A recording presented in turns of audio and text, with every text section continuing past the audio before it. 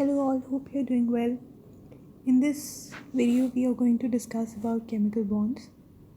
Now before starting I just want to discuss previous lectures which I uploaded. So the initial plan was to upload them somewhere else. So putting on YouTube was never the plan, but I have uploaded, and even if I'm able to benefit one of you, I'll be more than thankful. So I would like to request everyone to like, subscribe my channel for future videos. Now I've used the term decoding chemistry and life. So I'm not only going to discuss about chemistry topics over here, but I'll be also discussing about in general how to deal with life when you are a student, when you are a youngster, when you are a teenager, how to deal with so many problems. So which I have experienced with my students, how they go through. So it's not only for the students but for the parents also. So I will upload an introductory video also, like what all things I want to do on this channel and how I want to benefit all the students across globe, not only in India. So I'll be uploading about that soon, but if you really like my videos and if it's very much helpful, please like, subscribe and share. So in this lecture, I'll be discussing about chemical bonds. Now, chemical bonds are something very important in chemistry. Without this, you are never going to understand major concepts in chemistry. So I'm going to discuss step by step. Usually, first, let us define chemical bonds. So you can have fancy definitions in different books, lengthier definitions. That's obviously some scientist hard work. That is okay, but we need to explain chemical bonds in a simple way. So we can write the definition like this. So it's an attractive force holding two or more atoms together. Now I could have written atoms are like there's an attractive force holding two or more atoms together. That's fine. So why there is an attractive force, why they need to be staying together. So we can again go back to the basics that noble gas configuration can be there. So that's why these atoms want to stick together. Or in layman term we can say they are very happy together. So that is also one way of seeing it.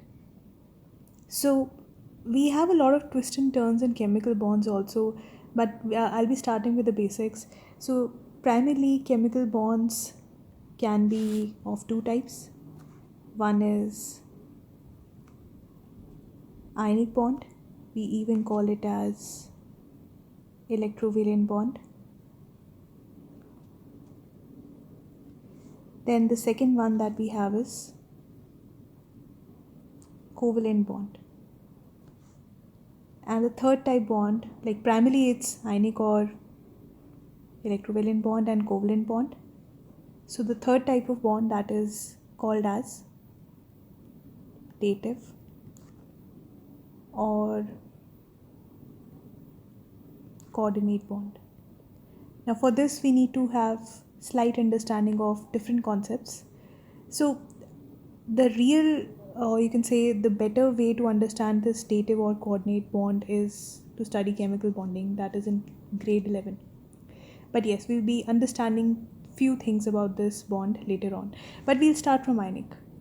Now most of the time ionic bond definition everybody can understand, covalent bond also, but how to represent on pen and paper is something that you need to understand. So we'll start from ionic bond. In this lecture I'll be discussing only about ionic bond. So in the next lecture I'll be discussing about covalent bond, and in the third video I'll be discussing about dative bond. So after this chemical bonds are over, at least on the basics part, so we are not going to the higher level of 11th and 12th grade. So we are discussing from the 10th grade point of view, but yes, I want to create a bridge between 10th and 11th grade so that you can understand few things, but not so much. So we should not you could say blast everything in one lecture, and I cannot teach chemistry in one lecture, so it is going to take some time. So we can define ionic bond or electrovalent bond. So it's a bond formed between a metal and a non-metal, in which metal loses electron from its outermost shell. So most of the chemical reaction happen from the outermost shell, but we do have certain elements in the periodic table, specifically the middle block and the bottom block. We call it as D and F block, where the electrons can participate from the inner shells also. If you remember, if you have seen all my lectures on YouTube, you can actually see its valence shell is there, that is the last shell. Then the second last shell is penultimate shell. Then the third last shell is anti-penultimate shell. So at least electrons can participate in the bond formation from the third last shell also. That's a maximum. So from its outermost shell, and non-metal gains electron in its outermost shell in order to attain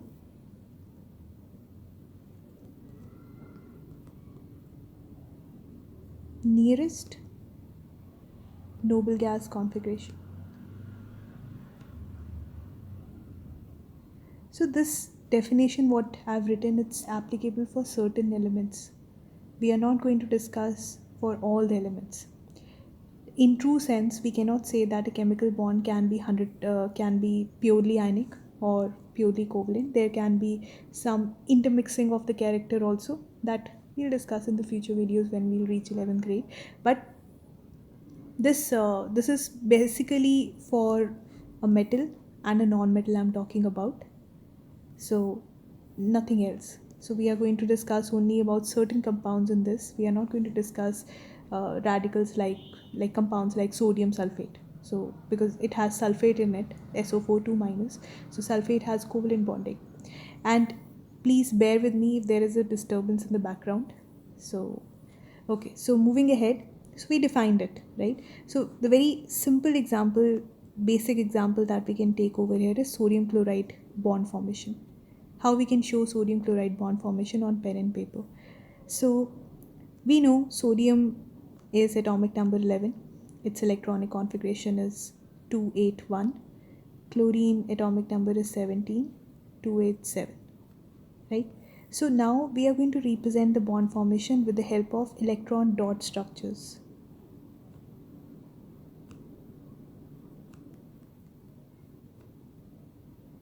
So we even call them as Lewis symbol.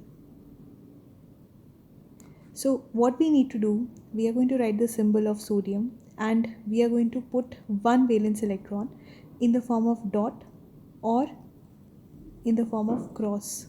So electron dot structures. So in this we represent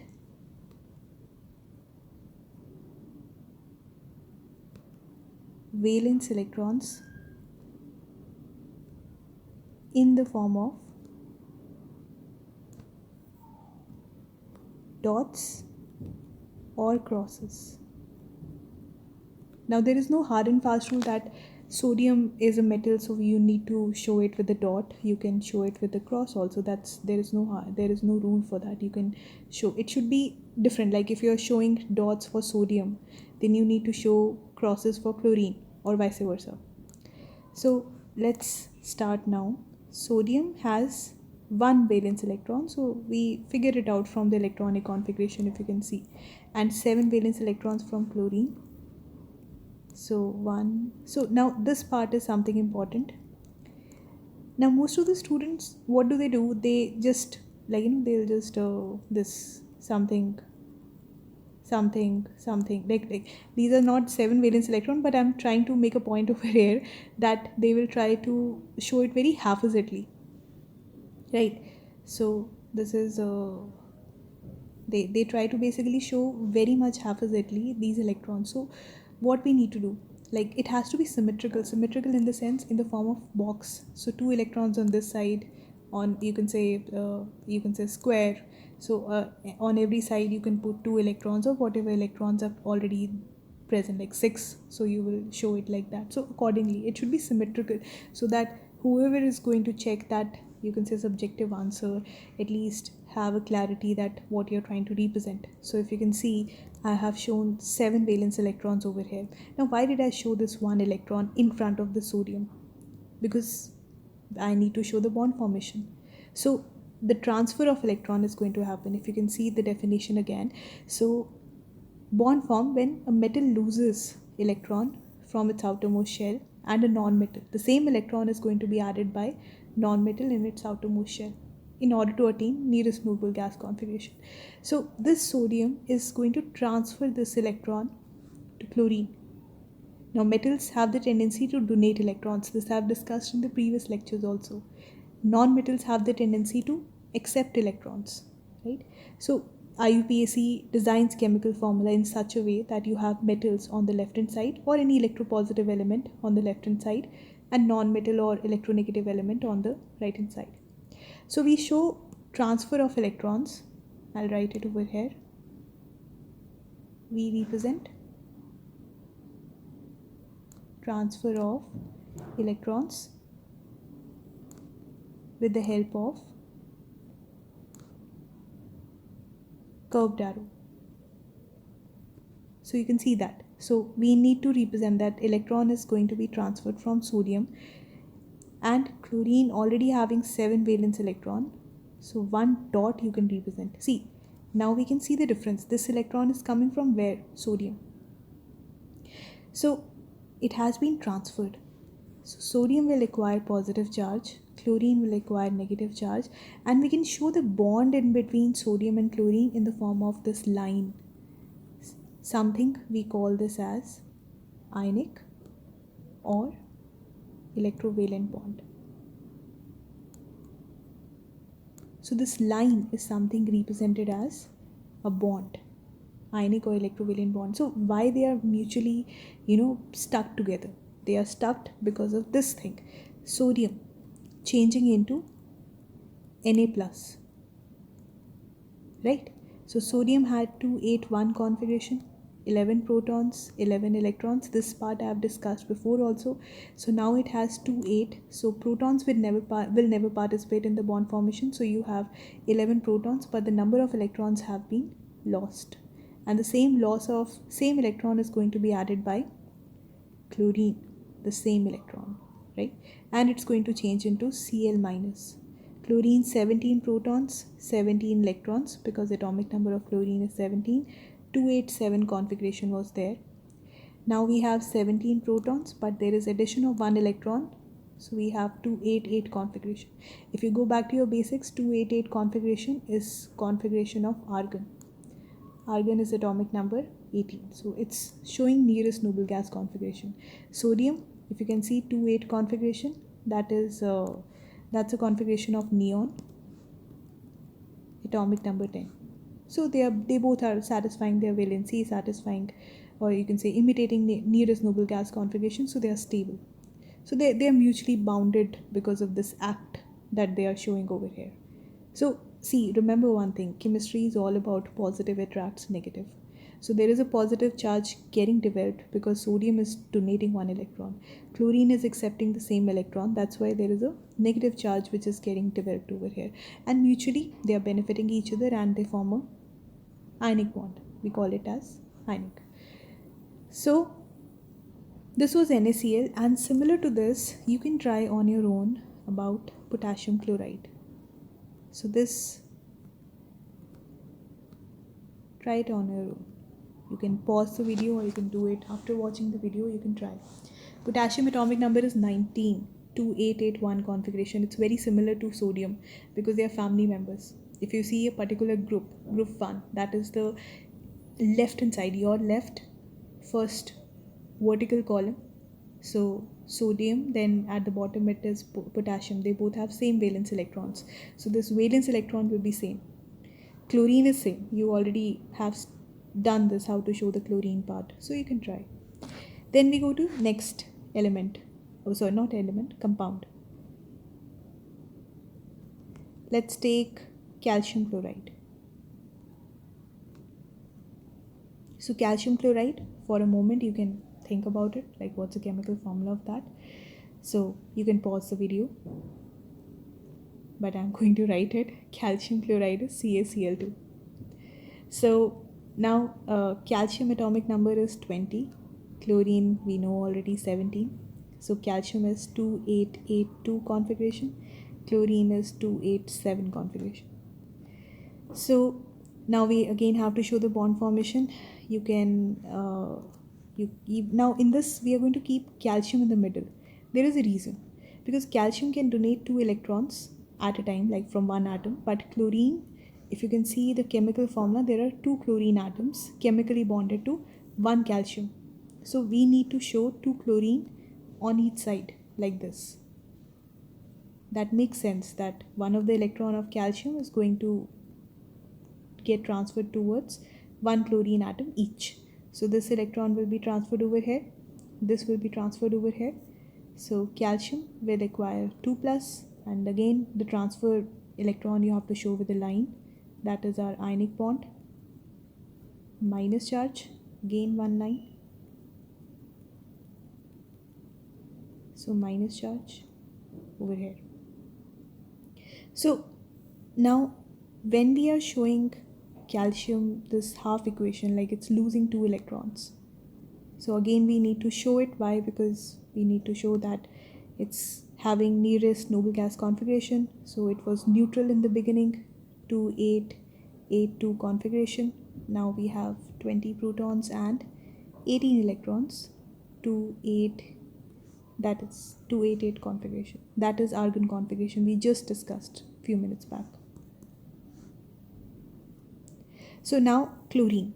How can we write the half equation? Like half equation is like we'll be discussing, I think I discussed about that in redox reactions. So we'll come to this chlorine. So it's going to gain 1 electron, changing into Cl minus. That is okay. But what if we have 2 chlorine atoms and it's going to gain 2 electrons each from 1 chlorine, and it's going to form 2 chloride atoms, right? So I am just just keep this in mind that we have 2 chlorine atoms, but the electronic configuration part, I'll write it again. This one, I'm going to write for only chlorine, which I've already written before. Like same thing we are going to write, 17 protons, 17 electrons, and you had 287 configuration for a neutral atom. So we have 17 protons, 18 electrons, and now we have 288 configuration. So for chlorine it's the same thing, just the only difference is like we have 2 chlorine atoms now, because calcium can donate 2 electrons. It requires 2 atoms of chlorine because 1 chlorine atom can accept only 1 electron. Now similar to this, you can try on your own magnesium chloride. Now I want you to guess the chemical formula on your own. I'm not going to write about it, but do remember calcium and magnesium are family members. Again, if you have a periodic table, you see the vertical column, the second column. So you will see magnesium, then you will see at the bottom calcium. They both have same valence electrons. So you try on your own for magnesium chloride. It's very similar to calcium chloride. Now the third example that we're going to take is magnesium oxide. See, I'm taking compounds, something called as binary compounds. Binary in the sense they have only 2 elements. I'm not talking about the radicals like sulfate, nitrate, phosphate. I'm not talking about them, because in those radicals the bonding involved over there is covalent, and we try not to teach, at least in 10th grade, but yes, in certain boards across the globe they do teach. So we'll come to different boards in the future. Like I have a lot of things in mind, but yes, time plays an important part. Time is an important factor. So we'll discuss about magnesium oxide. So magnesium oxide chemical formula is MgO. So magnesium is atomic number 12, oxygen is 8. So 282 configuration, oxygen is 2 and 6. magnesium, 2 valence electron. Now the best part over here is that magnesium can donate 2 electrons, but oxygen can also accept 2 electrons. So we require only one atom of magnesium and oxygen over here. So oxygen, 6 valence electrons. So we can show it a little properly. Otherwise you'll say, okay, I did a mistake. Okay, so magnesium is going to transfer these 2 electrons like this. So Mg with a 2 plus charge. Again, even if transfer is happening for 2 electrons, at least in this case, we are going to show a single line. The double line, triple line is there for covalent bonding, but not for ionic bonding. So we have 6 valence electrons and then 2 electrons over here and 2 minus charge you have to show. See, they are maintaining the electrical neutrality. Just beware about that. 2 plus, 2 minus, total charge on the chemical formula is 0. So again, we can write the half equations. Magnesium changing into Mg2 plus by loss of 2 electrons. So we have 12 protons, 12 electrons, 282 configuration. So 12 protons, 10 electrons, 28, which is neon configuration.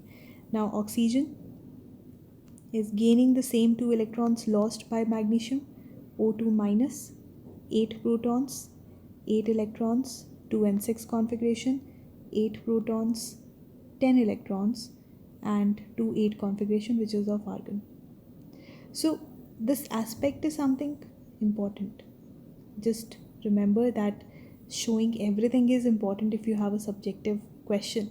Now these objective questions can be there, like how many valence electrons are there, how many you can say this, how many electrons magnesium is going to lose, oxygen is going to gain, then how many electrons, protons are basically left, or not left, like are basically present if oxygen is going to gain 2 electrons. There are multiple ways to twist and turn any kind of question, and we can make an objective question also. So subjective questions can be converted to objective can be converted into subjective. It's if your concept is okay, if you're clear with the concepts, you can attempt any question, be it anywhere. So similar to this, you have to try calcium oxide. Now again, I'm not going to tell the formula, but you have to try. So chemical formula you predict, then you do the same pattern the way I've told, just to show the bond formation on pen and paper for these kind of compounds. I think these are more than enough. So we did I did 3, so the rest 3 you are going to do. So potassium chloride, sodium chloride, then we have magnesium oxide, calcium chloride, magnesium chloride. So 6 examples we have done. So 3 I did, 3 you have to do it.